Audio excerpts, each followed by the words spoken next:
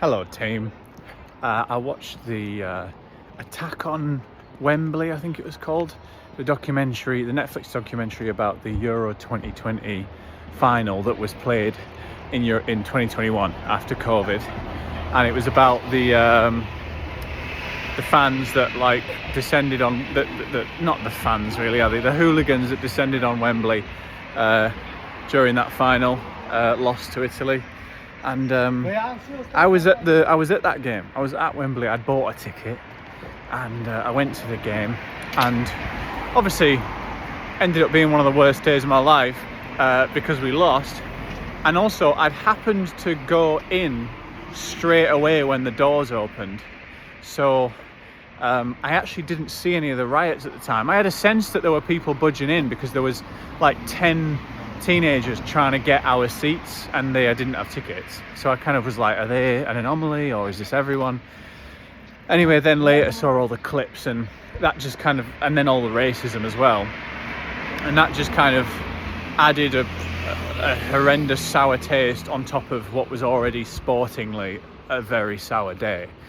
So yeah, one of the worst days of my life. Anyway, watched the documentary. Don't know why I put myself through it. I guess I wanted to see a rounded depiction of the day that I didn't have all perspectives on, because I just lived it from my perspective, and it was interesting to watch and think, you know, where was I at this point and that point. And I've seen on a few platforms that like England fans, quote unquote, again I wouldn't really call them fans, are saying, oh, the media always get at English fans, and it's a hit piece on England fans and all this.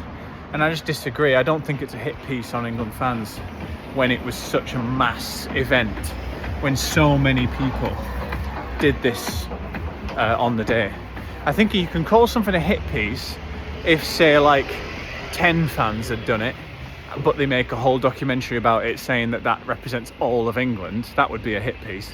But it wasn't 10 fans, it was fucking thousands. And I think they gave an estimate in the documentary, but looking back, when I remember how busy it was behind that main goal during the penalties, I was like, it was dangerous. It was like human crush scenario. I don't know. I think it was in the tens of thousands. It felt like anyway.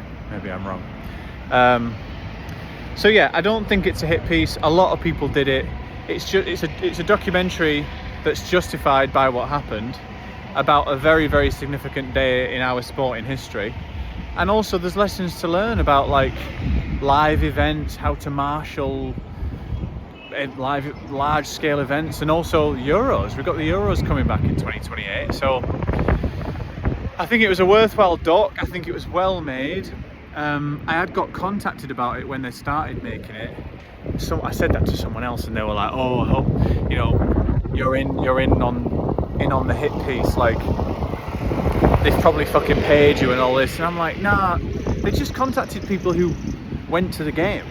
So I talked to them. I just told them what I felt on the day, and they never used anything that I said because I had a relatively easy day, to be honest, because I missed a lot of it. So I felt like when I spoke to them, they seemed quite dispassionate. They just wanted a lot of facts, and I felt like the documentary represented that intent as well. And I thought it was good. Yeah, I thought it was a you know, an 8 out of 10 documentary. Quite heartwarming at the end. Anyway, this video marks the start of a series, which is going to be me getting way too excited for the upcoming Euros, because I actually think, low-key, I'm the biggest England football fan there is.